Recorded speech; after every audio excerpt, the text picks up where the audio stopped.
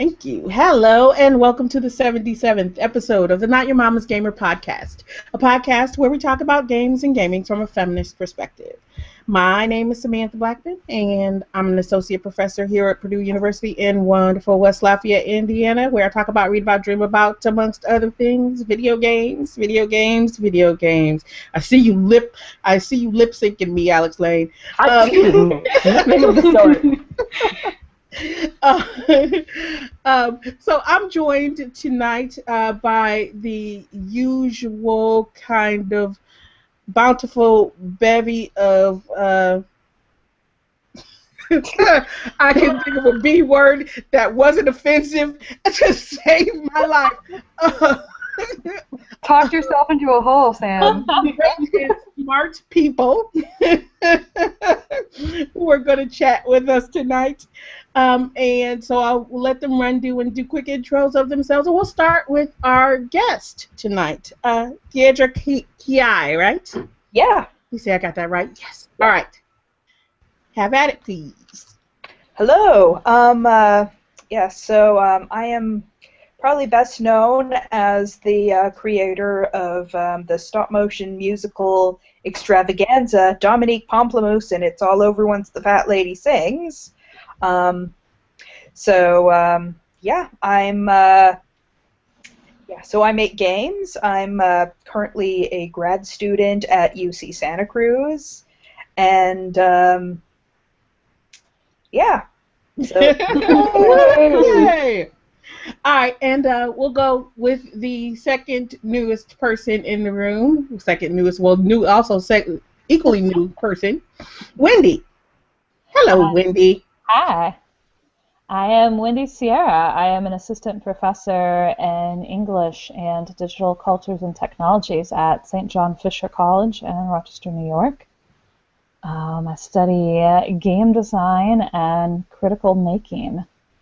And I pretend like I know what critical making is. That's the best part about those things, though, is that no one really knows. You kind of like bamboozle them. It's kind of fun when you get to grab onto some of those new words like hacktivism. Oh yeah. Hacktivism is the new thing. Oh yeah. Totally. Like 6 years ago, but for other fields. But for us, yeah. Awesome. Alex Lane, how about you go next? That's Dr. Alex Lane. Since the last time we met, I've officially defended my dissertation. Woo! Soon to be an assistant professor at Metro State in Minnesota. Woo! I won't do that every time, but I was really, really excited. So let's see. I study gender issues in the video game industry, specifically looking at corporate documents and sexual harassment policies and things like that. So, woo! You can't see me, but I'm doing the wave. Yes. And since you're waving, how about you go next? We'll wait till Sam has some more Cosmo, but yeah, Okay. yeah. I'm Sarah. I am an undergraduate student at Purdue University studying creative writing and professional writing. About to graduate next week. I am looking for a job, so hire me. And tomorrow is my birthday, so. Oh, yay. early. yeah, happy birthday. Thank you. I would hire you if I had any money. Oh. Well, thank I you. was looking for work myself, like in about a year or so. So there we have it. I feel you then. All right, well, I am Charlotte Hyde. I'm a doctoral candidate at Purdue University. I study organizational communication, and I have decided this week that I'm a Lego scholar. I'm no longer a Lego enthusiast. I'm a Lego scholar. So. I like your confidence that you were able to make that step. You've always been a Lego scholar at heart, you know. Yes. Do you study critical gender theory and Legos then? Lego friends? I do. I even taught it this semester. That was interesting. So I have a question for you then. Why in the Lego games do all the women have, all the guys when they stand up, their legs are like this, but all the women have one leg back like that when they stand still? That just seems... It's like it's a 1930s kissing pose. Yeah, you gotta be sexy. But it's not 1930, and they're not kissing anybody, and I don't get it. So what the hell? Maybe they're like flamingos or something. I don't know.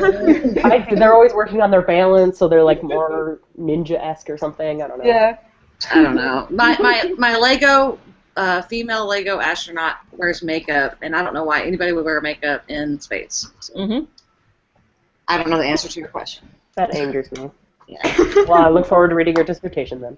Well, it won't be about Legos. It's about Makeup depressing and stuff. NASA communication. So. Boo. Yeah. But it's fun stuff. It is. I just realized this week, though, that my archive that I'm using that I thought had 1,000 memos in it has 10,000 memos in it. Oh my god. I'm sorry. That wasn't funny. It's only funny because you're not her chair. Yeah. Right. He doesn't know that yet. He might now if he's listening. Surprise! Mm-hmm. Oh. Anyway. Righty then. You'll figure it out, I'm sure. Yeah. Mm-hmm. I have confidence in you. This just makes me never want to do graduate school. Oh, God. It's not so bad. Yeah, no, not at all. When you're done, it's not so bad. Really high survival rate. Mm-hmm. Okay. So, I'm going to put this drink down. So we're going to start with our usual what you're playing, what you're reading, what you're drinking. And we will try to show some kind of manners and allow our guest to go first. So, Deirdre, would you like to tell us what have you been playing lately? Lately, well, I just downloaded the latest episode of Kentucky Route Zero, so that is what I am about to play real soon, once I get a little bit of breathing time to actually, play a game. And most recently, before that, I played a few interactive fiction games for the XYZZY Awards. So like Horsemaster and Ultra Business Tycoon and Coloratura and Solarium were the titles that I played, and yeah, they were fun, very interesting, very provocative and insightful. Sometimes like short text-based games are all I have time for these days. As for what I've been reading, a whole lot of software studies, a whole lot of art-related works, lots of things I'm reading for grad school to get into my head, and also like some Disney-related works I have to brush up on for my TA-ship. Yeah, lots, and the internet, of course, always reading the internet. I've got to know what's going on in the world. Yeah, and as for what I'm drinking, I most recently consumed coffee. I'm not drinking anything at the moment, but when I do, I tend to favor things with caffeine in them, and a good ginger beer. Yeah. I love ginger beer. Me. That's my new thing I just discovered. Ginger beer. I mean, I realize it's not recently discovered. I just discovered it recently for myself. So it is delicious. With whiskey. But yes. Yeah, With more whiskey. gingery than ginger ale, and like I like my ginger. I actually went to the when I was visiting Minnesota, I went to like the biggest liquor store in Minnesota trying to find ginger beer because I thought it was like actual like, beer.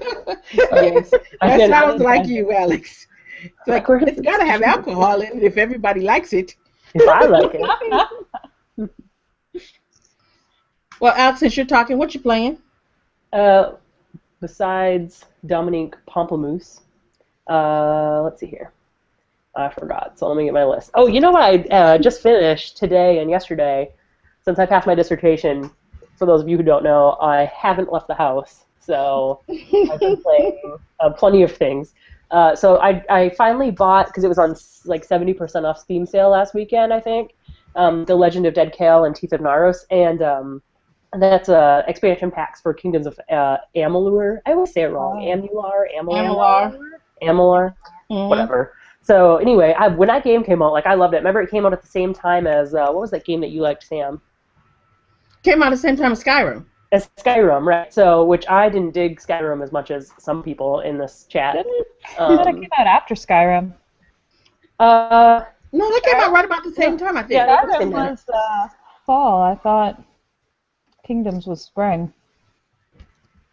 Well, I have to Google it to remember. Fact check. Go ahead, keep talking. I'll do it. All right. Well, regardless, I remember every single person I know was playing Skyrim, and I was playing Kings of Amalur, and I loved that game and was obsessed with it, and finally got the DLC, which I finished the Teeth of Naris, which was really fun, and I'm partway through Dead Kale. And I mean, especially they're a little expensive because it's not a ton of content, especially because at that point in the game, like my character at least is so OP, like it's just stupid. Like I do my one move and it kills every enemy within like 100 yards of me. So it like I go through it like super fast. But it has been really fun and it's like a good extension of the game and the stories are pretty good. So and different from the stuff that's been in the game. So I really like that. Did you have an answer for us? Yes, ding, ding, ding, ding, ding. Sarah. Wendy wins because Skyrim came out in November and Amalur came out in February. Yep. February, so 3 months. Like playing it over Skyrim was 11/11/11. Yep, I remember that. Yeah. ESO was 4/4/14. I'm hoping this means that Fallout 4 will be like 5/5/15, but cross my fingers. It's not even gonna happen. I've also been playing the things I've been playing for a few podcast episodes now. Hearthstone, of course, and Zoo Tycoon. Shut up, I like that game. I also started playing Farmville 2 because Sam kept sending me invites. You're a liar. What? What? Oh god, that was fun dog smart. And the one of my runner-up indie game of the week, because of course my indie game of the week is going to be Dominique Pamplemousse, but Millie is the other game I've been playing. So it's another indie game, which I'll talk about later. And pass that off to someone else. Who else would like to go? I'll go. I've obviously been playing Dominique Pamplemousse, but I wanted a new game, so I've never played Zelda, and I didn't know if I would like it. What? Right, never played it. So I got it, and it turns out I like it maybe too much. It keeps telling me that I've been playing for too long, and I should take a break. You're playing on the DS. Very judgmental. Yeah, I know, the 3DS is way too judgmental. It is. I'm like, leave me alone. I do what I want. I finished my grading show. The recent no gay marriage, it's a social statement thing blowing up on the internet lately. Yeah. That's Tamagotchi Life. That's actually one of my news items, so we will. We will rant about that too. Spoiler! So I've also played Luigi's Mansion a little more. I am happy to report I did not play any Rayman Legends again. So we are breaking the addiction, I think. We'll get you a coin or something. Well, it probably won't last too long. I mean, I read an article today about the new Vita and made me all want to play. You should Google, I can't remember what the name of the game is, but it's a Skrillex Zelda mashup. Have you guys seen that? Oh, yeah. It sounds weird, but it's actually very cool. The sort of frame for the story is that a piece of dust gets on an old Zelda cartridge and starts, like, destroying everything, and it's all breaking down, which obviously fits really well with Skrillex music. It's really interesting, and you can play it in like 15 minutes. Fun. Speaking of Zelda, I got a present last weekend from a friend of mine who went to C2E2, and it's a emptied out, hollow, like enclosed Zelda cartridge that says Legend of Drink on it, and it's a flask. You can like unscrew the top, and it turns into a flask. I feel like my eyes just got real big, like a kid at Christmas, like, oh. If I have to run to the bathroom or something later, I'll go grab it from the kitchen and show you. That's what they should give away as the loot crate in the loot crate then. Okay, yeah. Except for they send those to children.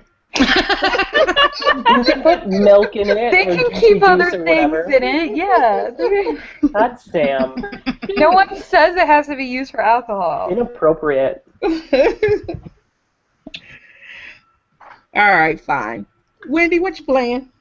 Well, I'd like to say that I was playing something evocative and insightful and profound, like Dominique, but I've been playing a lot of Borderlands 2, which has some really cool writing, but it's a really great. I'm done with the semester, and now I'd like to make things die. So,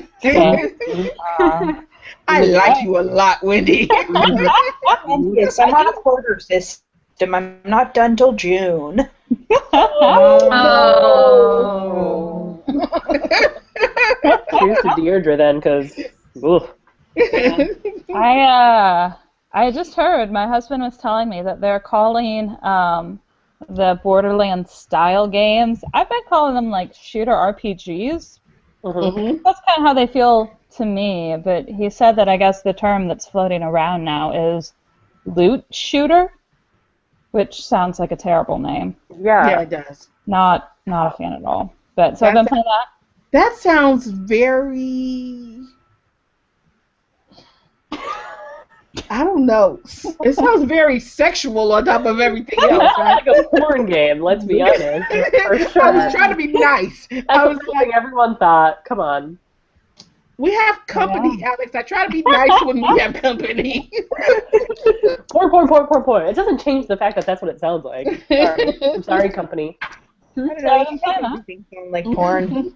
And then I've also been playing a lot of TCGs because I'm working on putting together a card game for Seize the Day.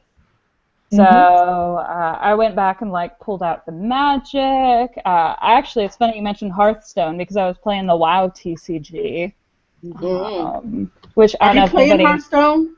I'm not. I'm You need to be. actually farming it all out to my husband, who's getting the mounts for everyone in my family that plays WoW, and then moving on to the next person's BattleNet account to get the mount for them.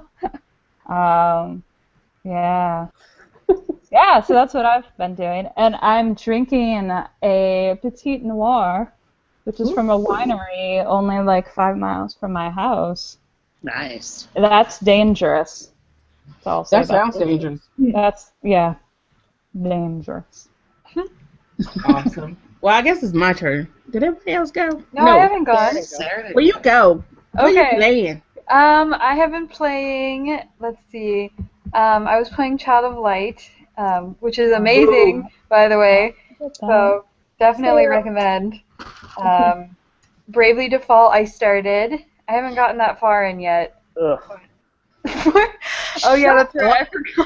I forgot that you still are not into it. JRPG. She's a Not when the girls are 14, but okay. Well, but does it ever actually say they're 14? In the Japanese version. Only in the Japanese version. And then they just changed it to 18, but they're super sexualized. Yes. No, that's cool. I won't judge your game. Illegal. Thank you. Judgy McJurgison. Remember, Alex, you can like things and still be critical of them at the same time. Yeah, except that every other day, Sam says, I can't believe you're playing that game. That's disgusting. It's this, it's that. So I get to judge the shit out of her game. I'm not Judgy McJurgison, thank you very much. Oh, like I see it. I'm sorry, Sarah. I didn't mean to hijack your... It's okay. I'm kind of behind in game-wise, so I just recently picked up The Walking Dead Season 1, and I'm playing that so far. Cool. And I enjoy that. And That was the better of the 2 seasons so far anyway. yeah, is it? Okay. I keep forgetting to play it. I bought it, and I forget to play it. Well, that's because the second season doesn't grasp you the way the first season does. I had the same problem. I only remembered that I had it and that I was supposed to play it when I went to play the next episode of Wolf Among Us. Yeah, I was looking at deals earlier, and it was a deal, and I was like, oh, yeah. They're doing a Borderlands collaboration that should be out this summer. Yeah. They're also doing a Game of Thrones, too. Telltale is. Heard that. Oh, yeah. Fun fact, I interned at Telltale in 2006. Oh, yeah. Oh, that's Nice. awesome. I worked on a CSI game there. A CSI game? Yeah, it was fun times. Was that the one with the dead woman in the hot tub? I'm trying to remember which one came I out don't about think it that was time. that one. I think it was a different one. Okay, I was trying to remember which one came out about that time. That's It had Burning Man in it. Yeah. Mm. I think it wasn't called Burning Man, I don't think, but yeah. I'm gonna check that out. I like me some CSI. Yeah. What else you playing, Sarah? Well, of course, like everyone else, Dominique Pamplemousse, right? I was never sure if I was pronouncing it right. And Dominic then and I have that in common. She clarifies it in like the first 5 seconds of the game. And yeah. like over and over and over. Pamplemousse. Well, at least I'm not pronouncing it as bad as the people in the game. So. Pumpernickel. I like Pimplehead myself. That was my favorite. But other than that, just various game like party games like Mario Party and stuff, which is pretty much a constant because whenever I have people over, they always want to play, we want to play, and then it turns into a big deal. So. Cool. Yay. Now it's Yay. your turn, Sam. Now it's my turn. Yay! What am I playing?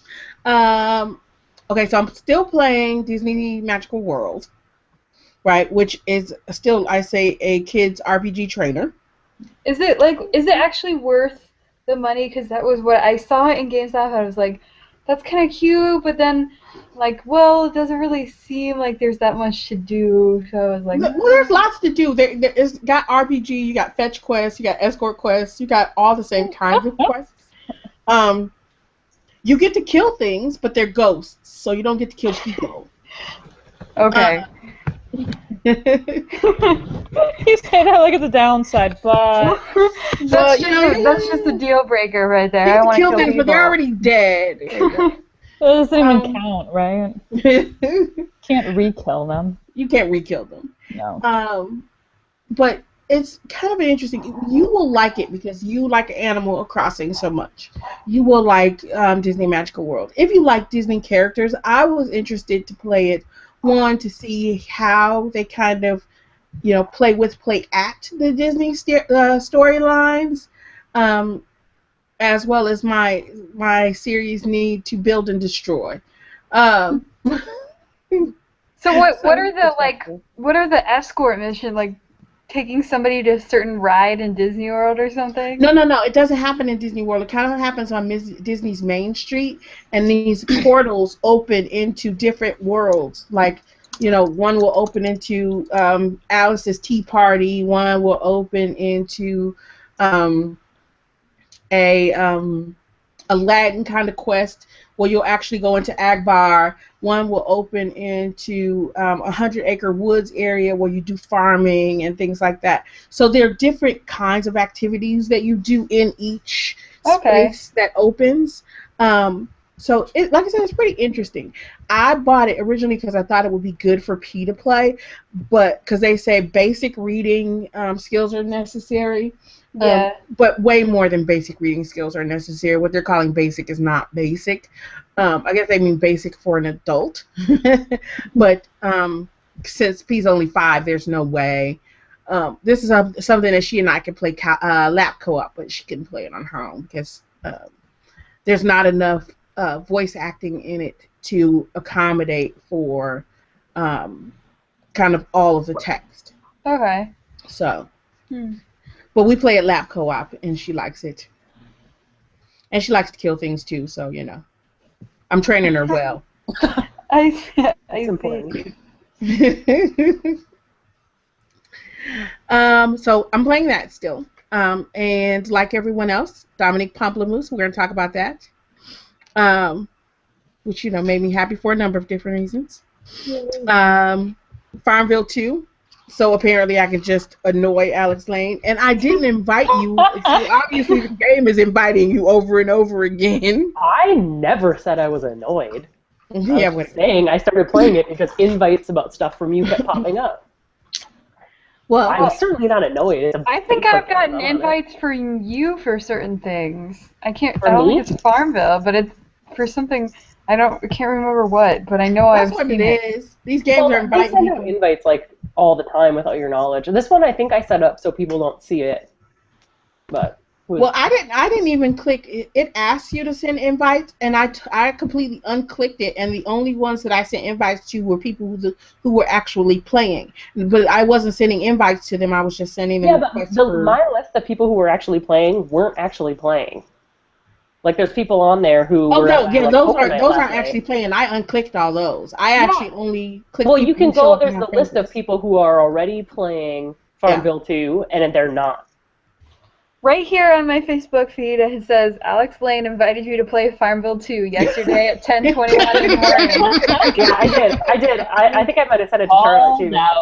I have it all blocked. You can send me whatever you want. I won't. Okay. Yeah. Well, I thought you might want to play for the podcast.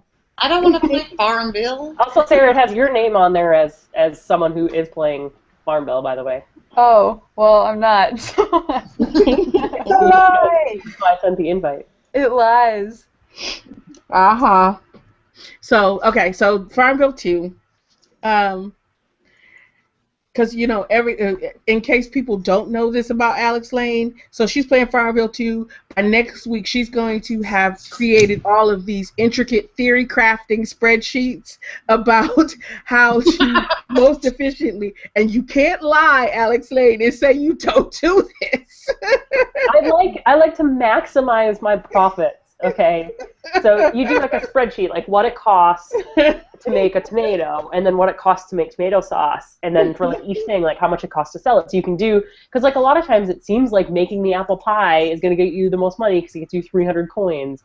But like if you just sold the apples and the flour and the butter, you would make more. So you wouldn't know that if it wasn't for the theory crafting. That is some hardcore Facebook gaming. Yeah. Well, I don't see anything wrong with that. I make no apologies. Oh gosh. Okay, so what else am I playing? I'm gonna get to this last thing last. I played the Conception 2 demo, right? Because I had a couple of people in my office, right? Because we were talking about Conception 2. Has anybody else seen this game other than Sarah? Yeah. No, but I'm curious about it now. It's ridiculous. So it's called Conception 2, Child of the Seven Stars, and just the way, I gotta find this because it is absolutely insane. The way that they describe the game, when we looked it up, we were like, okay, let's go look at this game, because Sarah and I both have this love of JRPGs. So when we saw that this one was coming out, she was in my office, and we decided to look it up to see if it was something we wanted to play. And so basically, well, I can't find it. What it talks about is that the male character in this game is the gift from God, and that's actually what they call him. He's like he's like a savior. He's called the gift from God because Shocking that I don't love your JRPGs. Because he has an abundance. He has an abundance of essence, right? Is this satire? I don't know. It's totally serious. Totally serious. Okay, so run with this for a second. He has an abundance of essence, and what he does with this essence. Please tell us what he does with it. He bestows it upon a loot shooter, right? He bestows it upon the female characters who are fighting alongside of them.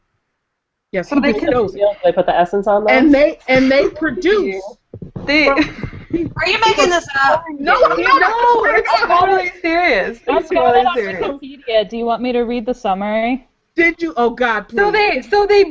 He gives his female disciples this essence to make star children who will fight in combat for them. Yes. Like literally children who in the demo call him like daddy and like call them the mommies and stuff.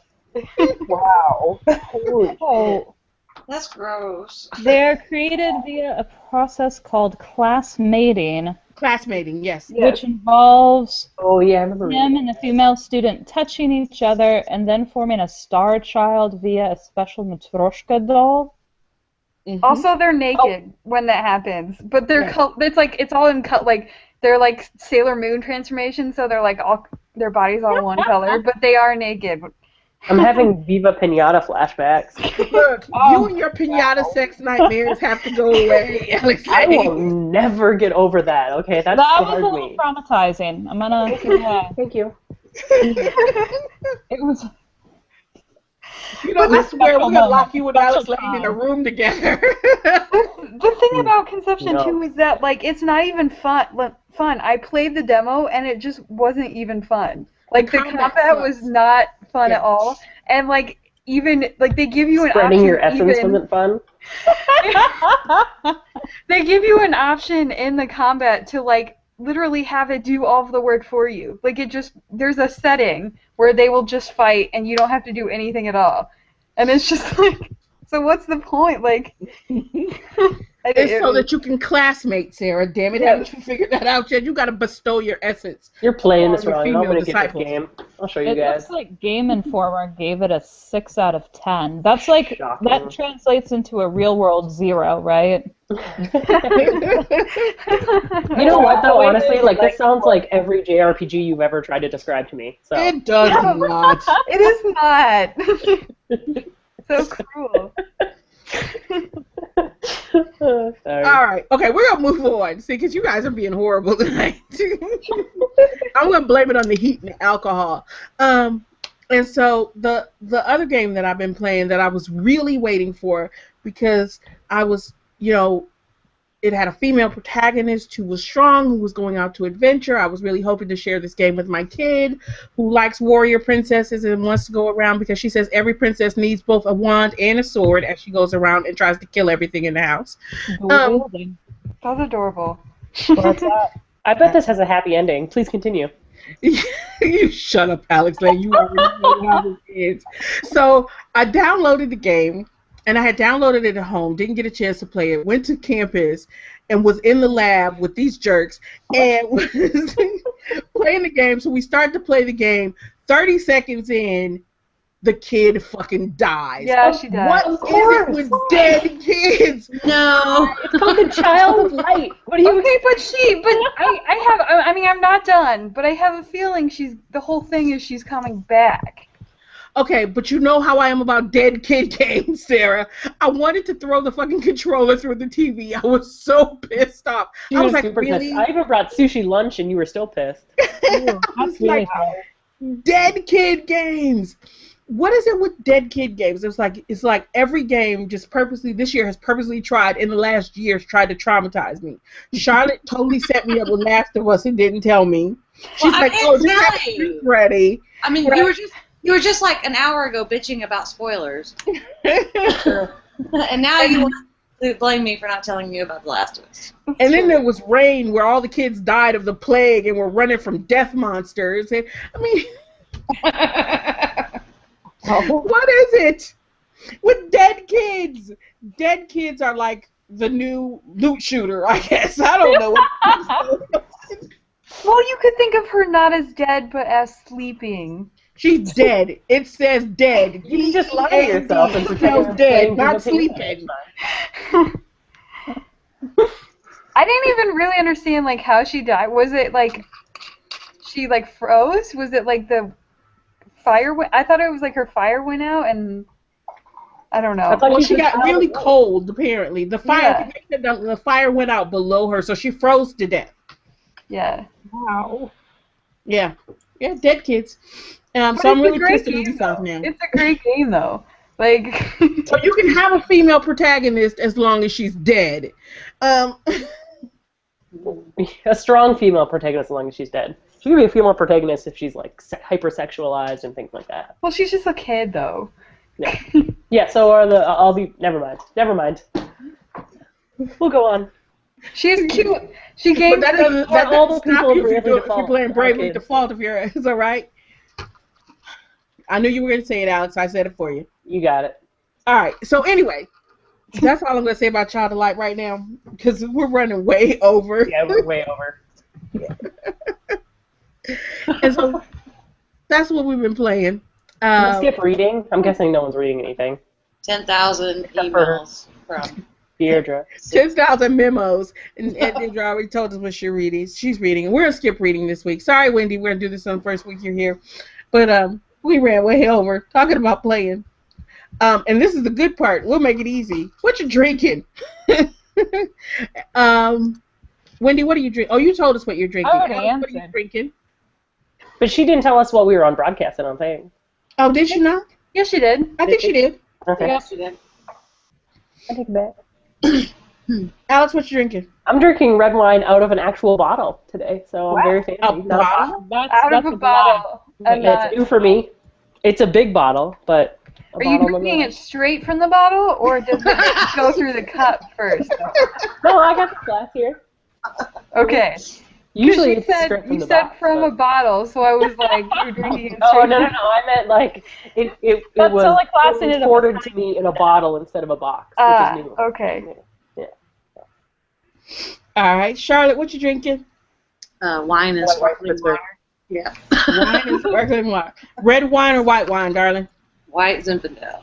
Nice. My favorite. Sarah, what you drinking? I have Kool-Aid. All right. Okay. Somebody hang up on her. You know what flavor? It's the blue one. I'm not sure what the flavor Do is. you ever just eat the sugar from it? Because I did that all the time. No. Spoon and put it in the sugar and then just no one did that. Oh No my one did gosh, that. Alex. It's like it's the exact same thing as a Fun Dip. Well, why That's exactly what I was thinking. why didn't you just buy the Fun Dips then? I bought plenty of Fun Dips, but they were different flavors. Oh my gosh. Okay. Judge me. Okay, so anyway, because the other game that I have been playing in the last 2 days was a fabulous game, a side-scrolling platformer called Catch the Puke. Yeah. And so today, after I took my kid to the doctor and got all properly medicated, when I went to the big box store to pick up her prescriptions, I also picked up this wonderful item right here. Wow.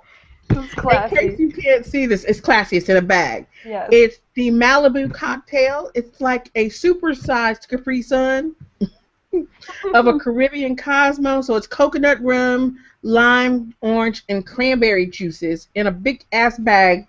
See, and this is what is really classy about it. Yes, It's got a spigot. it does. It still looks pretty full, though. Well, okay, I'm already, because also I had not eaten since yesterday. Oh, God. So are you drinking it from the spigot, or?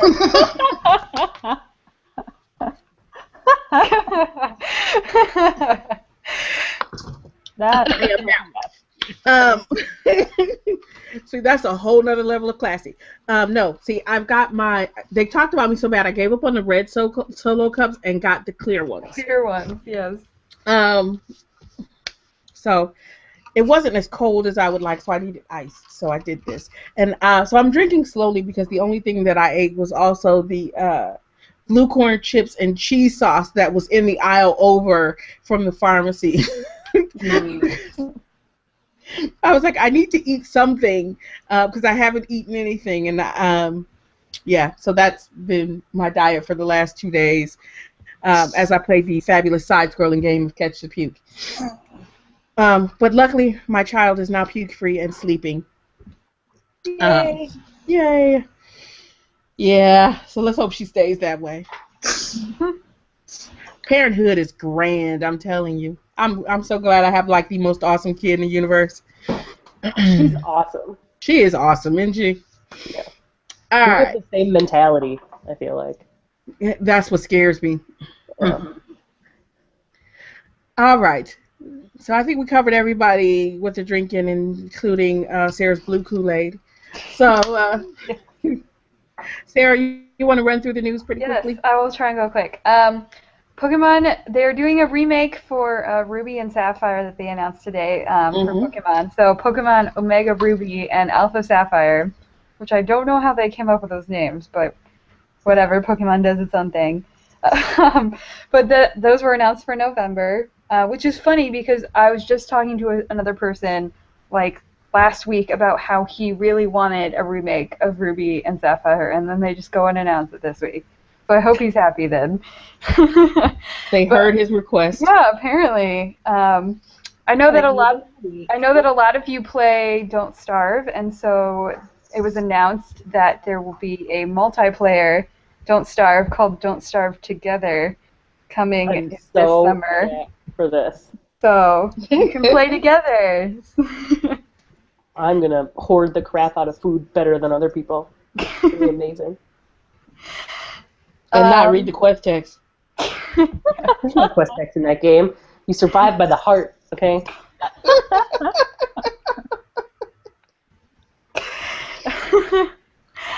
As we get closer to E3, there are rumors coming out.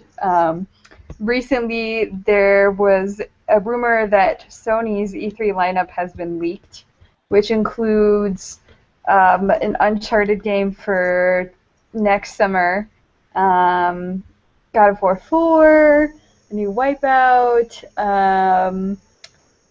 Sony London is going to be there for the first time in a long time.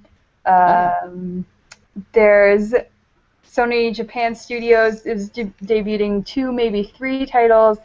One is the rumored Project Beast, which is supposed to be a spiritual successor to Demon Souls, and the other is The Last Guardian, which they are redoing for PS4, and then another as of yet unknown title.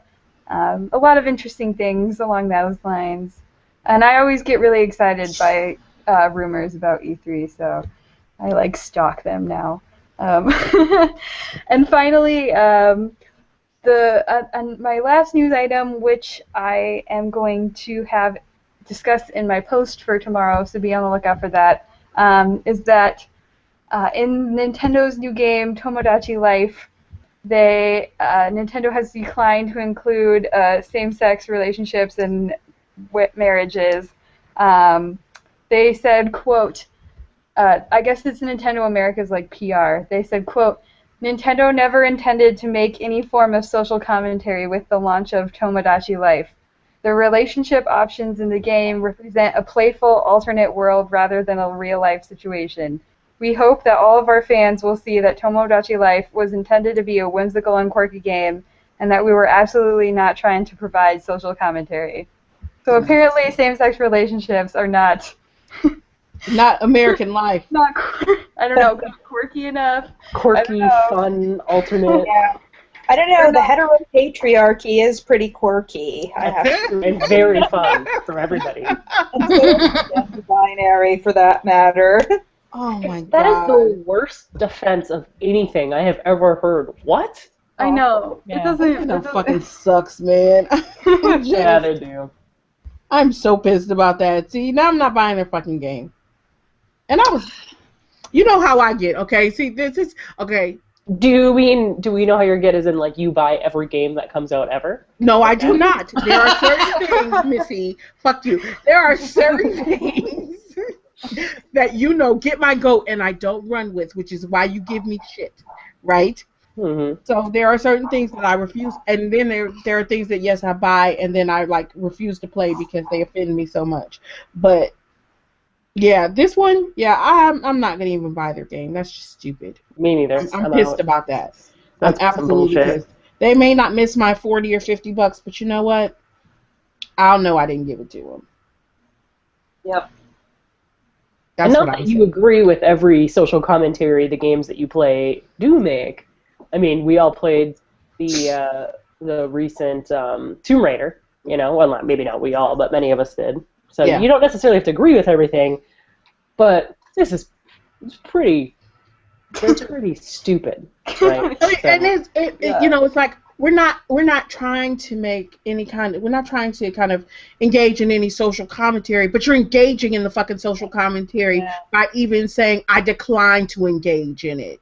Because then you're saying it's not important enough to deal with. It's, and saying it's a part of quirky American life. But that's to say that, you know what, we're not a part of quirky American life. Exactly. Fuck you, I'm quirky and American.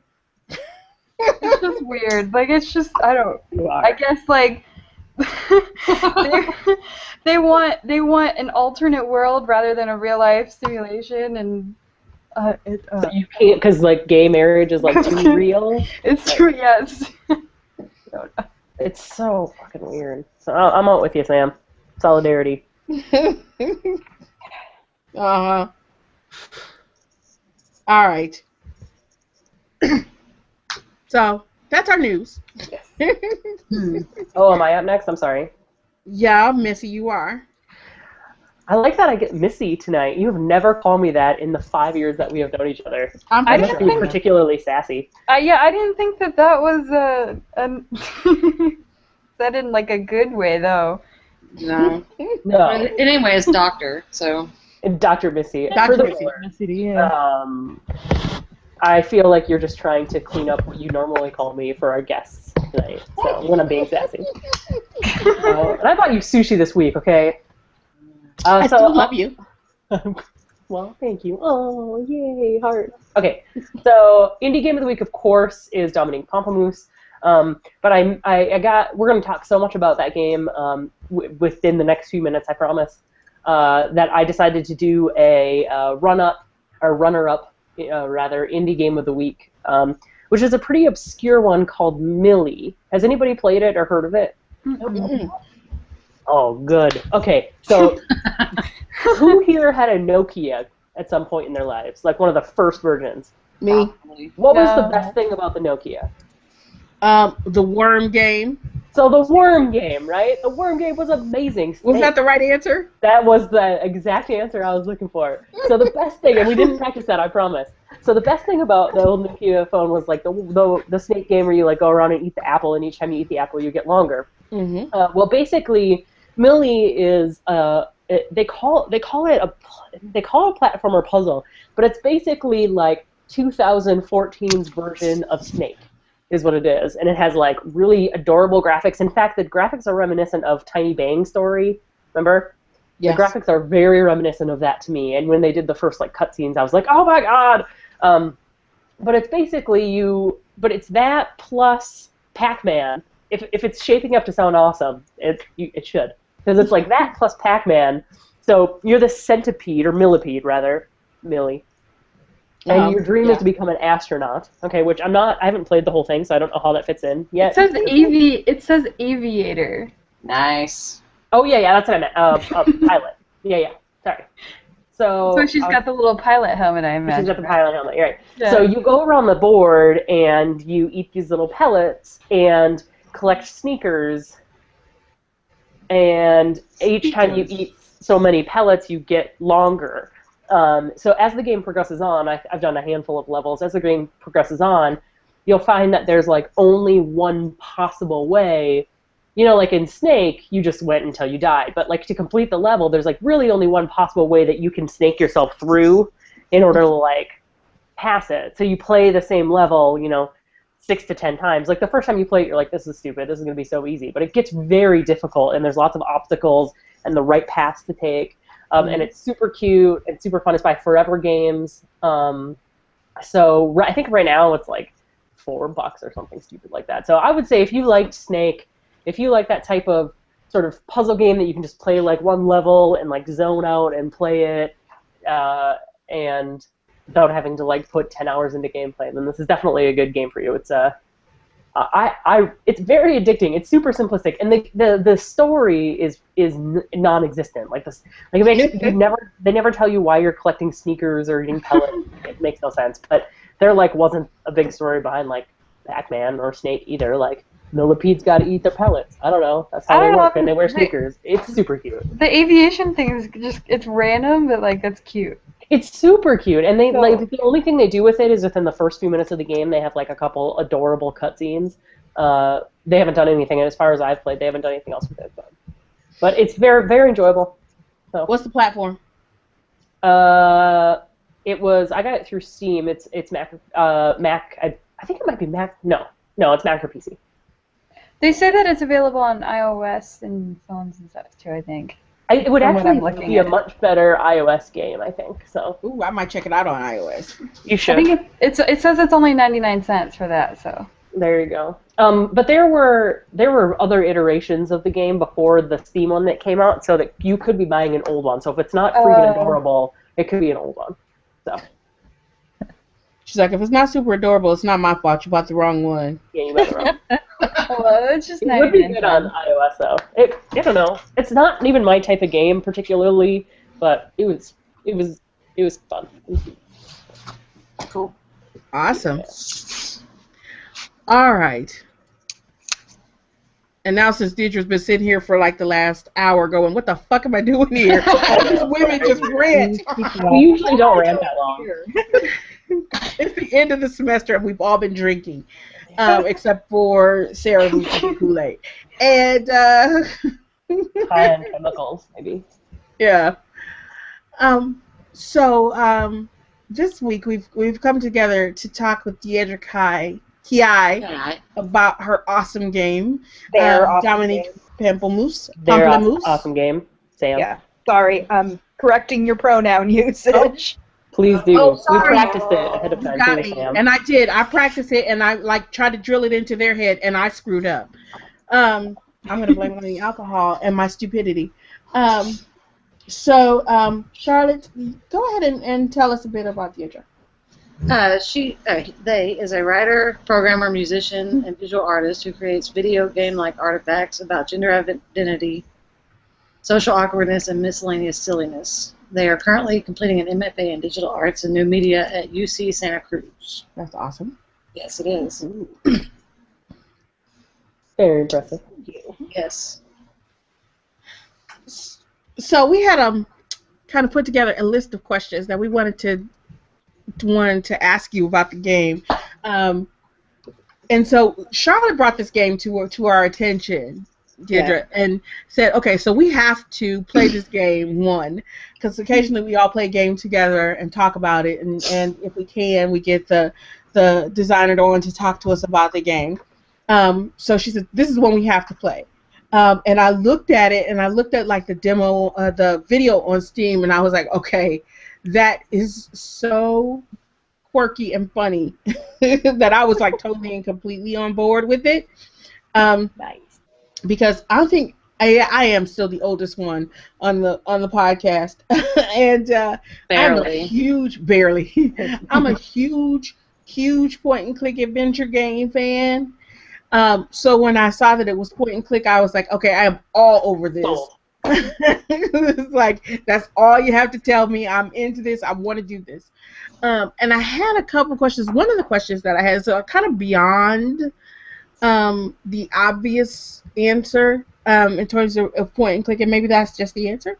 Why point and click adventure for Dominique Pamplemousse instead of like a more current contemporary kind of adventure game?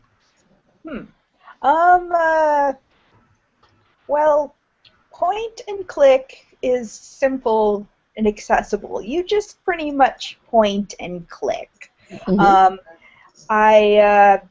Like this way I could make the game cross-platform and work on like Windows and Mac and also iPad. So the iPad version, you basically just point and tap.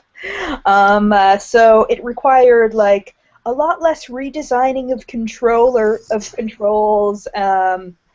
and UI, and just was, and it's like just really easy and straightforward. You interact with it just like you would with any other like computer application you play, and this made it very accessible to non-gamers, I think.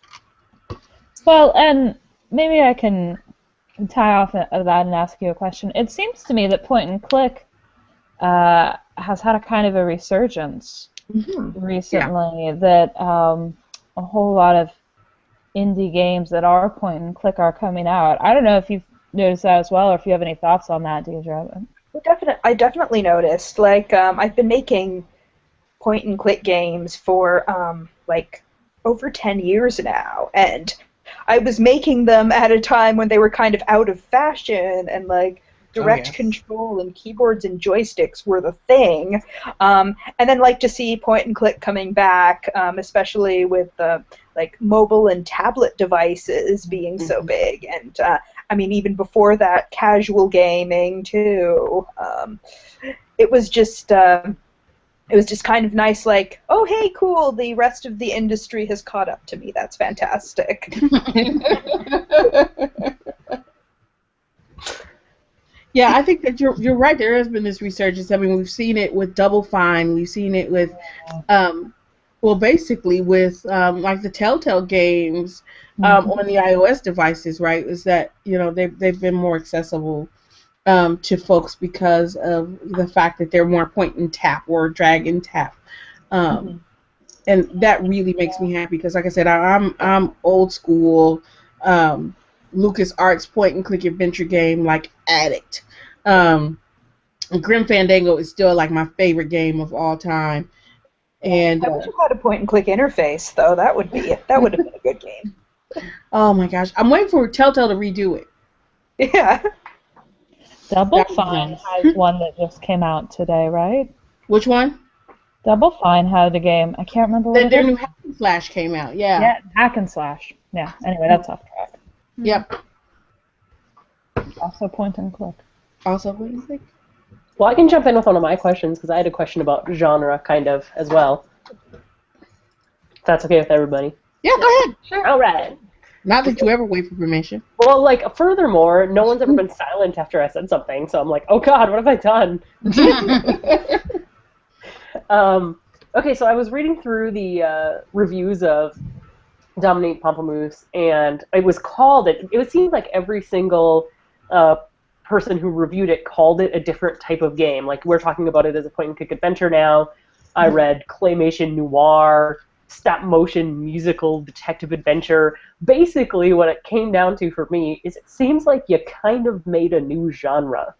So I wanted to know what that was like, because you don't know this yet, but since I went to your class on Monday, I have been making my own card game now. And it is hard not to just jack things from everybody else, but like you came up with something new, which is so weird, especially in academia, like so new. Like I don't know. So I want to know like what the process was with that and how that happened and how cool you feel. That's what I want to know. Well, I think all new genres are kind of like a weird combination of a whole bunch of stuff. Like, I decided to do a musical game. I mean, I've always loved musicals, period, but the idea to do a musical game came from a scene in The Curse of Monkey Island, which the LucasArts fans of you in the audience might remember. There was a Pirate I Was Meant to Be scene that was basically an interactive song. And like ever since I played that in 1997 or whenever that was, I was like, wouldn't it be cool to have like an entire game that was a musical? And so like I kept that idea in my head for a long, long time, and then finally made it happen. Meanwhile, I've always really enjoyed stop motion as an art form. I played the Neverhood when I was a kid, and I really liked that game. I'm not so much a fan of the creator's conservative politics, but it was a really beautiful game. And then I kind of put a really indie, a really like low budget spin on all of this. And I was inspired by watching like some like a really low budget musical on Netflix called Kolma the Musical, and it was very low budget, but it was like it was really beautiful and it made me cry. So I was like, all right, if like there can be low budget movie musicals, then I can totally make a low budget game musical, and so I did. That's so cool, and we were talking a little earlier, and we joking about this, is I skip quest text. Like, I can't, like, especially with the voiceovers going, like, I click as fast as I can, and I just, like, that's my compulsion as a gamer. Like, I just want to do the game, do the game, do the game. One of the things I loved about, and I feel like what made your game so enjoyable, is that the musical parts, like, my gamer get to the end and beat it, had to just chill out and experience the game, which is so unfamiliar to me. I think that's one of the reasons your game like sat so differently with me, was because I had to I even played games with sound off most of the time, much to everybody's chagrin. I know, but like she's horrible. She's horrible to play MMORPGs with. I'm telling you, we don't anymore, basically. But I think that's why like your game was for me like so like touching, because I actually like got to experience some of that stuff. So but you said something about interaction, so it made me think of that. But yeah, well, my reasoning for that was kind of like it was a technical reason. Like if I allowed skipping during the musical parts, it would have totally messed up the timing, and I didn't want to deal with that. It's also the whole game. I mean, that's the game. That's the experience. Yeah, anyway. It's totally the whole experience. And also, like, sometimes it bugs me in voiceovers when people recite their lines very slowly. And I really didn't want that to happen, so I did my best to do all my voiceovers at kind of a normal speaking speed, and even, like, speeding things up whenever necessary. Well, even some of like the shorter songs go really quickly. You have like the two different, or maybe there's more than two. I'm not very musical, but there seems to be two different paces. One is kind of like the normal speed song, and then one's like a one. Yeah, the technical illustration, Alex. Yeah, I did speed up one song, like kind of at in one of my very early prototypes, because like I had friends play through it and be like, "Oh no, this is too slow. I'm getting bored," and I'm like, "All right, well, I gotta increase the timing of that," and then so I did, and then I got way fewer complaints. Well, there you go. Did you do all the singing then? I did all the singing and all the funny voices. That was my question. You stole my question. Oh, yeah. Sorry. Read the list there. That's okay. I stole your blog. So.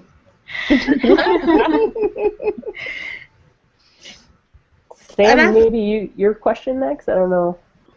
Okay. I'm looking at the list here. Well, we have a bunch of GDC questions, but... Yeah, well, that's my question next. Right, because... And my question is, and as I've said, it's probably kind of the most obvious question about Dominique Pamplemousse, is kind of what was the inspiration for it? And you kind of touched upon it, but why make it a musical? Other than your love for musicals. I love musicals. What made you think that would be kind of the best way to reach your audience? Yeah. Well, we have been, as you know, going through a recession. Yes. And kind of during times of recession, during times of economic difficulty, like especially for people my age in our 20s or so, like there's kind of been this this tradition in the past, especially like Hollywood theater, that sort of thing, like to create like sort of like to create musicals in times of hardship, so that like kind of like here's a fun diversion, so you can kind of distract yourselves from the toils and troubles and annoyances of everyday life, and since like yeah, so I talk a lot about oppression in this work, and so part of that is kind of like also like having some fun and being silly while at the same time dealing with these heavy topics. So my game has been compared a lot to like Brechtian theater, like Weimar Germany era. Stuff, which was also like created 1920s, 1930s, very like So there's this so there's kind of a parallel to that time as well, like parallels to the Great Depression and like the 1920s, 1930s, to what is happening to us right now. Awesome. So that's one form. That's some inspiration.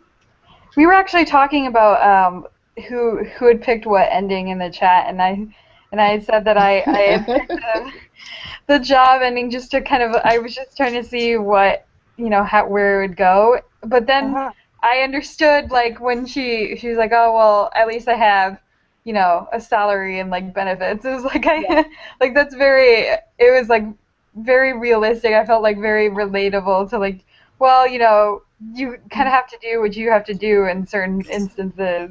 Although, obviously, it's an extreme, but same sort of message. Yeah, and it's like taking these very relatable struggles to an extreme, and just kind of being really silly, being like making it a caricature of sorts, like a broad sketch, cartoon version of itself. Yeah. Awesome. My question actually is kind of somewhat related to that, so I guess I'll jump in.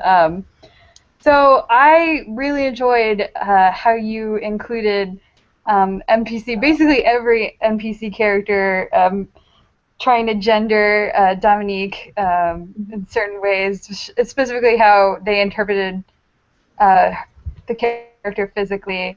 And I felt like that was very real experiences for someone who is non-binary gendered or something like that might go through. So I was wondering if you incorporated any of your own personal experiences into at least this aspect of the game script. Oh, definitely. It's very personal, but it's also like an exaggerated form of the personal. Like a lot of people don't just like come right up to me and ask questions. Like sometimes only little kids do that, really, in practice. They're the only ones who kind of brave enough to go right out and say what all the adults are thinking. Exactly. As a parent of a 5-year-old, I get that, right? Are you a boy or are you a girl? No. I went through period. I went through in the game. I went through. I went through puberty. Puberty 10 years ago. Yeah, I'm girl. neither. Right. Period. Yeah. So it's really like. So it's a very intentionally clumsy, intentionally childlike way of bringing up the subject. Like in musicals, you have a lot of like people just outright saying what they're feeling, or like having a soliloquy while the other characters are right there. So things are a lot more blunt than they actually like are in my personal experience. But the feelings come from a very authentic place, and my perceptions of how I'm treated as a non-binary person are definitely come through there. Okay. And they came through well. I have to say that. I was as I was playing through the game. That was one of the things that kind of struck me, right? It was like I was like, oh yeah, I know what's coming next. Here comes the question, right? And then the reply about I've gone through puberty, so I'm neither actually had me laughing out loud. Me too. And I was like, perfect answer. Why have I never thought of that as an answer for anyone? Which is Well, I really liked too. I saw on your Twitter that someone had said that you handled the gender stuff like really heavy-handedly or something, and that like made you laugh hysterically. And I sort of thought that too. It was like the opposite of heavy-handed. It was just like, chill out, like. I don't know. Yeah, and it was there, but it wasn't like the theme or anything. So it was just kind of there. I don't know. I wouldn't say it was heavy-handed at all, especially since a lot of the times. Dominique didn't even really get like the whole chance to kind of correct them because they're always right. Hello, sir. Well, yeah. If your norms are being challenged, it feels heavy-handed. Yeah. Yeah, definitely. Like, if you were like touching on or writing about any like hot button issue like gender, it's like very hard to hit that balance between like too blunt and too subtle. And I think I hit on a pretty good balance. Some people did think it was too blunt, and some people did think it was too subtle. But I mean, like, I'm getting better and better at hitting a certain middle ground that'll like that will resonate with more people, more of my audience, I think. I definitely agree. Should we move to GDC questions, huh? Yeah, let's do that. First, Charlotte, can I ask you a personal question first, sort of? Sure. You have a million pictures with like T-shirts and such with the gaming's feminist Illuminati. What is that? I want to know what that is. Oh, I don't know if I can tell you. She was like, I can tell you, they were like, I have to tell you, but I have to kill you. It's a very secretive, shadowy organization. With their own T-shirts, of course, but. Yeah. Well, that was a T-shirt design made by I think it was Elizabeth Simmons. But then it kind of like spread like a meme throughout like everybody in games who like is a feminist of some kind, and so there was this like T-shirt sale. Everyone went and bought a T-shirt and then took selfies in it, and it was kind of glorious and awesome. So I thought it might be like a group or like a thing, and I looked it up, but I couldn't find anything except more pictures, selfies. Oh. Okay. Yeah. I'm sorry. They want it to be a secret, Alex, clearly. I know. I know. It's a secretive organization like any other Illuminati organization. Well, I want to be in it. You're not in it. The handshake. Yeah. You can be in it if you want to be. We don't have very strict admissions criteria. Yeah. You did everybody else in. But I can't tell you about it now, so. Mm-hmm. It's probably it's probably easier to get into than grad school. Well, Easier to get out of, too. I don't know. Oh, I don't know that yet. Like, become a feminist. It's kind of hard, like, not to be one anymore. I Yeah. know, I'm just thinking about my 10,000 memos. Anyway. oh god. Okay, I'm sorry. GDC questions. I really wanted you to You invite me. just want to be in the Illuminati. That's what you want. Really? The feminist Illuminati. They're going to come to your house tonight with hoods and I bats know, make it to induct you into. Or daggers, not bats. right. Yeah. Ooh. All right. I'm sorry. GDC question. Sarah, not Sarah. Charlotte, you want to start? Yeah, I was really interested in your game before GDC happened, which I just want to say because I'm all into like artistic black and white stuff. But That was a very hipster comment. I just have to say I was into it before GDC. I'll tell So you. you know. And I was like, no, she really, since the day I've met her, that's the game she loves the most. I was so. I don't know, you were playing Limbo. I remember. Yeah, well, Limbo, right. So it was already on my list, and then I saw the GDC stuff happen, and I was like, oh, that's that game. I have to get that game. So I just wanted to kind of, I worded it better on my little question, I think. But I'm interested in the number one reason to be talk, and was wondering if you could talk about that. Yeah, the number one reason to be talk. So yeah, GDC was like almost 2 months ago, and I still don't think I've recovered from it yet. It's super overwhelming. Enormous games conference. Everybody from like everywhere in the world that makes games shows up and takes over San Francisco, and so yeah, the one reason to be talk was the history of that was the one reason why hashtag on Twitter about women coming out of the woodwork and talking about like reasons why there aren't more women in the game industry, because some dude on Twitter asked that question. So when you ask a question, you'll get a lot of answers. So Brenda Romero and Leah Alexander turned it into a regular GDC talk, and this year they invited me to be on it. And I was like, well, sure, I can come and provide the much-needed non-binary perspective on, on this thing that was originally just about women. And like my personal experiences have a lot in common with women's experiences in the game industry, but there are also some differences too, like the fact that most people don't even think I exist. So there was that. I went on stage. I yelled an awful lot. I hope I yelled eloquently. It seems like I did. I think a lot of people really resonated. I made a lot of people cry, and I'm really sorry about that. I don't know, I kind of cried too at the end. It was very emotional. I was letting out a lot of like pent-up frustrations and things I've never really been able to say out loud or articulate until now. Just about like my experience making games and working in the game industry for a time and not feeling like I had a place, feeling I had to like push myself in to find a place, like just push and shove and create my own space and do and work from the margins and finally like get recognized out of the margins.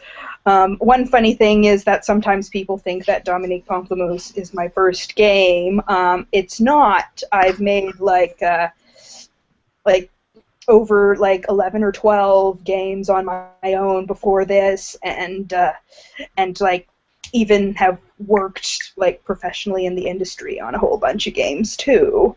So I've been at this a long time, for like my entire adult life, but yeah, it's kind of been like, yeah, my experiences are invisible. The experiences of people like me are invisible, but like people are now starting to find a voice, and that's awesome. I'm really excited about that. I'm really excited about there is no specific indie scene anymore. There's a lot of like people coming out and making games, which I'm really excited about, and I'm thrilled to be part of that movement. Even though I've been making games for a while, it's also taken me a while to find my own voice, and I've been really inspired by people making these really personal games in tools like Twine and others. So it's really been like great to see this growing community and to be a part of it.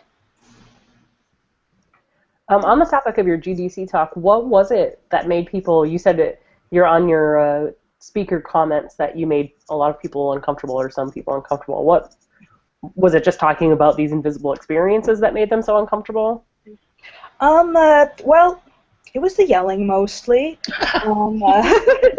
Some people like hand waved that, saying, "Oh, it was just a mic issue. Don't worry about it." But it's like kind of when you read between the lines, it's like, yeah, people don't like it when folks raise their voices, especially like a non-male sounding voice. That really like. It doesn't sit well with people. I mean, like, Manveer Error did a talk where he yelled a whole bunch too, and everyone loved it. But, like, somehow, like, since I'm not a dude, like, my voice gave people migraines, apparently. Nice. But, yeah, but, like, sometimes, like, when you're reading between the lines, like, people complaining about these really trivial things like microphone volume. It's like kind of like they're complaining about that because they don't know how to express. They don't know how to express like their discomfort with these like kind of new ideas I'm putting forth that no one's really seen before. Like most people think there are only two genders and can't really conceive of there being more than two genders. And I don't know, that change, like different, like learning something different. That's hard stuff. Like that's hard stuff to be exposed to for the first time. Our initial reactions are usually resistance. It's like, wow, my whole worldview is being shaken. Like sometimes if we're lucky, we get lucky enough to accept new worldviews into our head. But I mean, like as many of us know, it's just a really it's like a really, it can be a really gradual process sometimes, and it can involve a lot of like fighting within oneself, and like rationalization and continued exposure to new ideas, and this, and like, yeah, change in a lot of ways doesn't happen overnight. So that's that. That was a good answer. I felt like I should comment on that. That was an answer. Someone else can ask a question. I'm sorry. Okay, more GDC questions? It's like, no. Well, I mean, it was really awesome answers. Okay. I know, it was kind of like a bomb. Like, Okay, Sarah, you want to go? I only really have the one question. Sorry?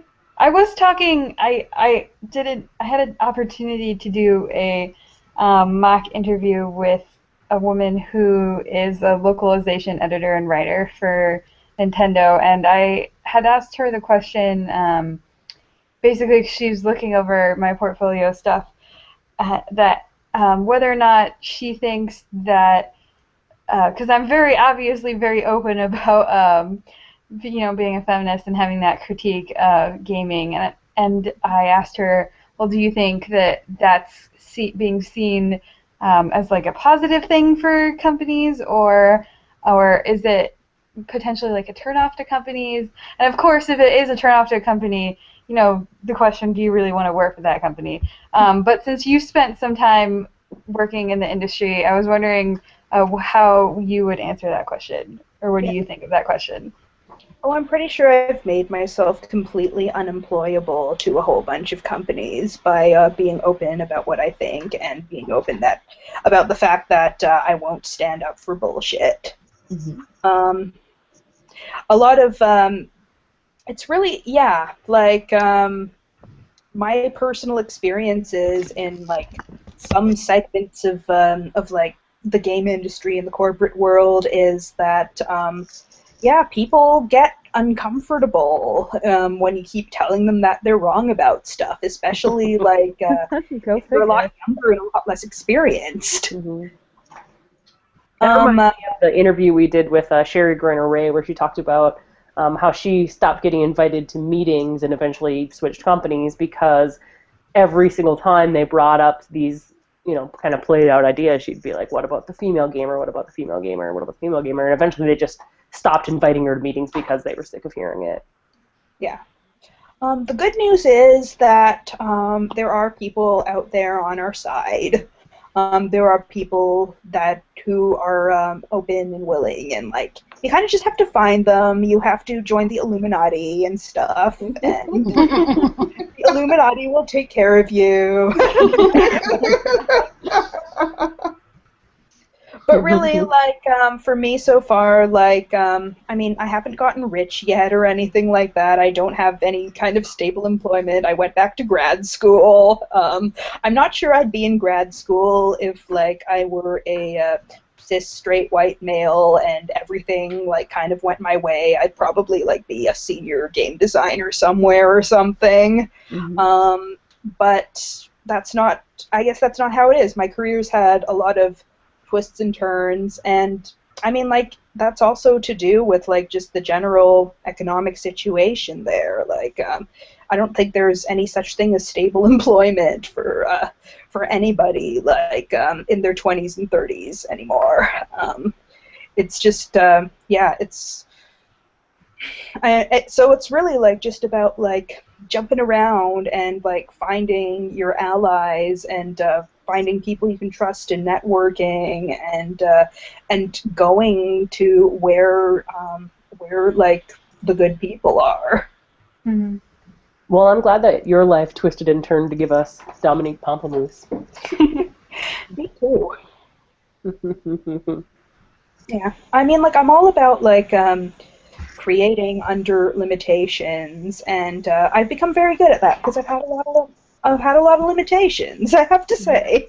Well, that's one of the things that we've talked about a lot lately on NYMG is what indie games do, and I think that's why indie games are so awesome, is because they're not AAA titles. They don't have these multi-gazillion-dollar budgets, so you have people who are working with a very specific set of limitations and have to make something that is thoughtful and innovative and engaging with these limitations, so it calls for the kind of imagination that AAA titles really don't call for. Well, we've been doing the Indie Game of the Week for almost 2 years now, right? Yeah. And so every 2 weeks we feature a different indie game, and it's completely changed. I originally started doing it. I don't remember I think it was Tiny Bang Story was originally the one I fell in love with and pitched to the segment. And so like I feel like over the last couple years of my gaming life, like I have experienced and so much more from those games that I've played than anything else. Like I can't think of any AAA title that's like shaped my gamer self as much as the indie games. They've been, and some of them are terrible, like Science Girls, which I reviewed 2 weeks ago. There's beauty in the terrible ones too. Right, like, exactly. Yeah. Exactly, but it was but it's, I don't know, it seems like a different world. So. Yeah. It's great. And like one thing I want to say about about the AAA thing on it's like our capitalistic society is such that that like the more money you make, the more money you make, the more you have to make after that too. Like if you spend a lot of money on a game, if you have a high budget, then you have to make that much back. It's like really like not a sustainable enterprise. Like everything just gets bigger and bigger and bigger until it collapses, and then the whole cycle starts again. And like in my career, what I really would like to do is find a methodology that's a lot more sustainable. Like having kind of a more like steady funding stream to make smaller games, and like not to be pressured to always have to like make a big huge hit every time. Yeah. That's what happened with your friend at Kingdom, at the place that made Kingdoms of Amalur, right? I mean, they spent so much money on the game, even though it was fairly successful. They still Well, Big Huge, yeah. I mean, Big Huge, Kingdoms of Amalur was a great game, but it didn't make a gazillion dollars. I mean, and even same thing happened with Tomb Raider, right? Tomb Raider, made a profit of what was it, $10 million or $20 million, and it was still declared a failure. That makes absolutely no sense, because you have these expectations that it's going to be a Call of Duty that's going to gross $1 billion in the first 2 weeks, and so it doesn't give AAA titles that room to be more innovative because it's too risky. Yeah, they've got to be safe. Let's just make we'll make the same shooter over and over again, and then we know we'll gross $1 billion, right? Because everybody likes these, right? We'll make loot shooters over. I see. Everybody does not like Call of Duty. I'm glad that I brought loot shooters to the table. We'll always remember you as like Wendy Loot Shooter Sierra. We're gonna make I'm really sorry. This was what came out of my mouth. I'm really sorry. I mean, but seriously, I mean, you have this thing that this just happens over and over again. Is that folks are being required to make more and more money in order to be deemed successful, and that's problematic. And that's extremely problematic. Don linked the Feminist Illuminati T-shirt, by the way. Oh, did he? On our chat. So. I should have worn my Feminist Illuminati shirt to this chat. We'll link it in the show notes. It's pink That and black. is Those are my colors awesome. anyway. So there we go. Do they have black with pink I'm just kidding. You're We so should have fussy. black with pink lettering. Maybe the next iteration of shirts will have that color scheme, and then I'll buy one of the black with pink lettering ones. There you go. There we go. I think that's all our questions. Yep. Cool. Do you have anything else that you'd like to share with us, Deirdre, that we haven't asked you? Well, Well, a big question is, what are you working on now? What can we expect from you next? That's a good question. oh man, I'm working on something like that's pretty out there, and that's saying a lot because I made Dominique Pamplemousse and all.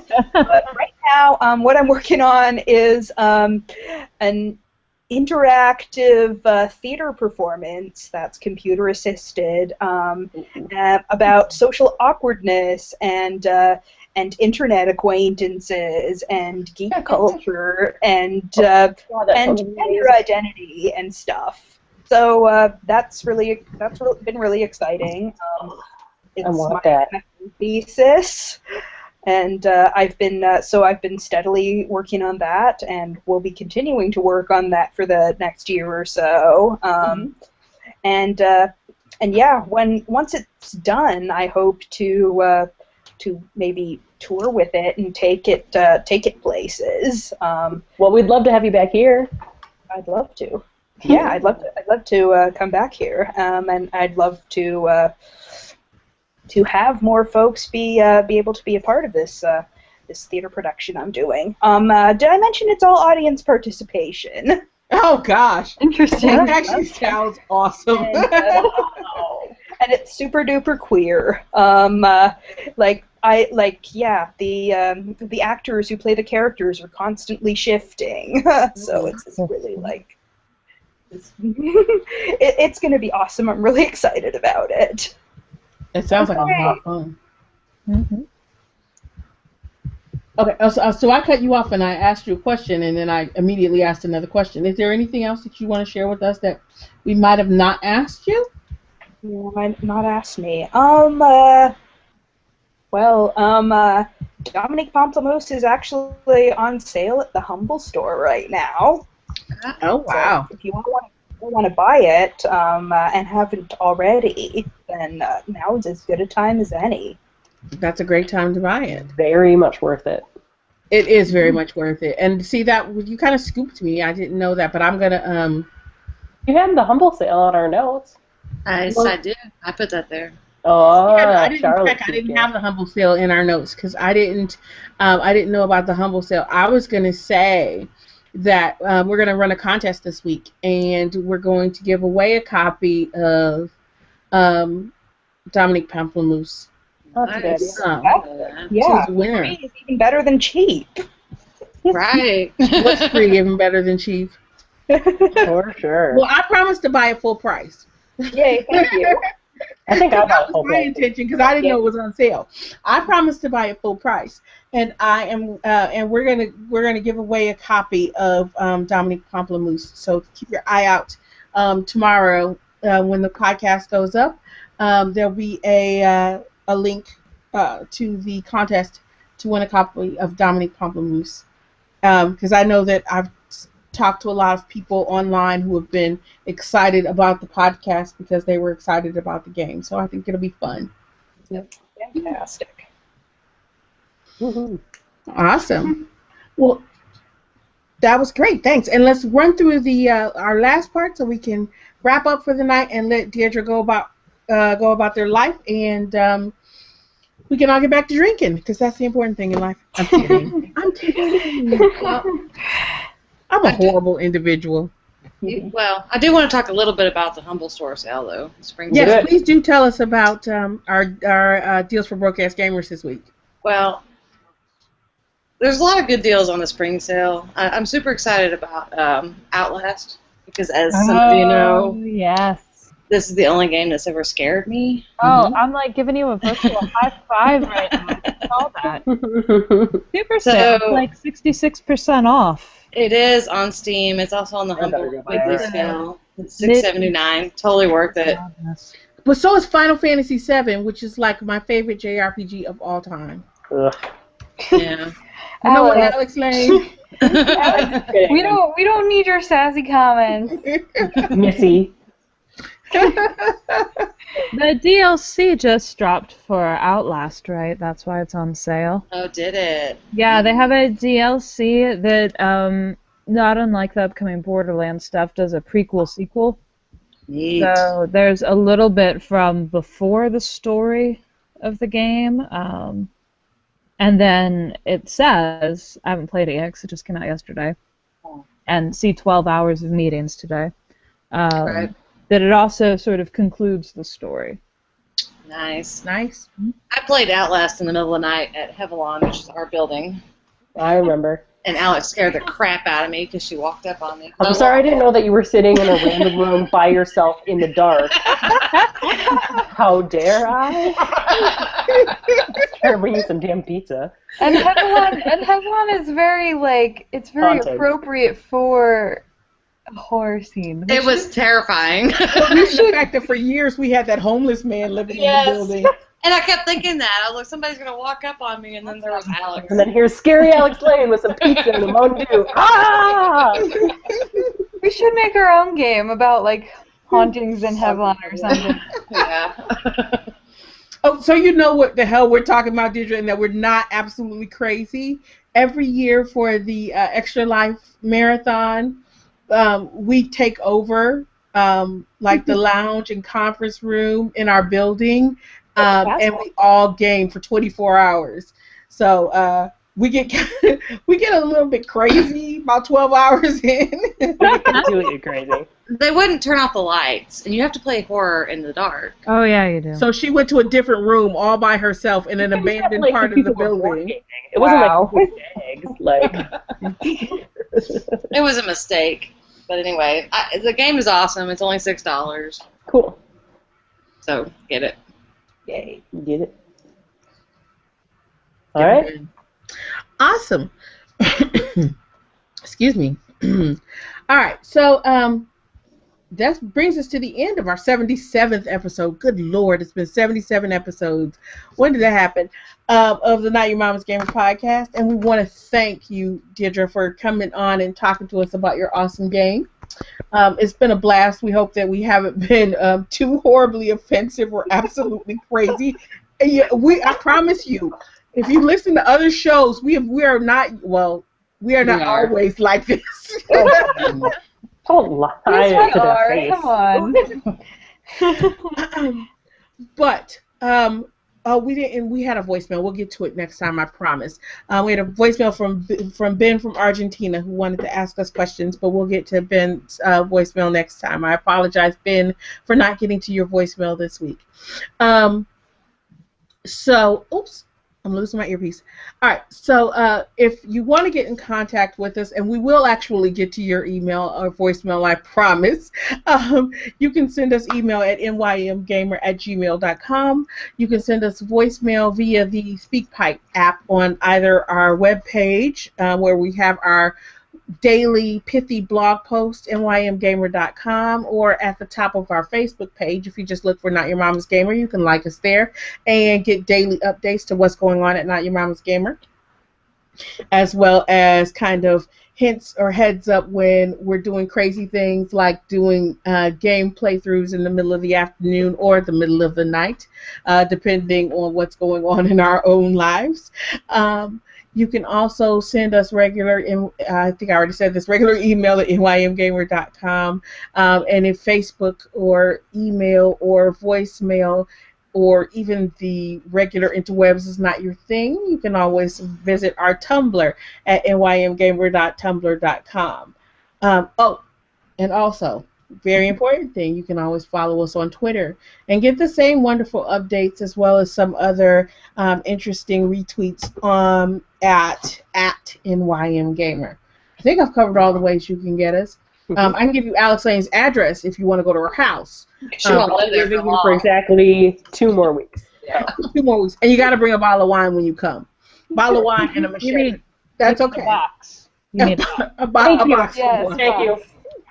Very thoughtful of you to remember. Yes. You get more volume. Anyway, I'm sorry. So, Until next time, stay cool because it's hot. Stay dry because it's raining. And as always, people, game on. Game Game on. on.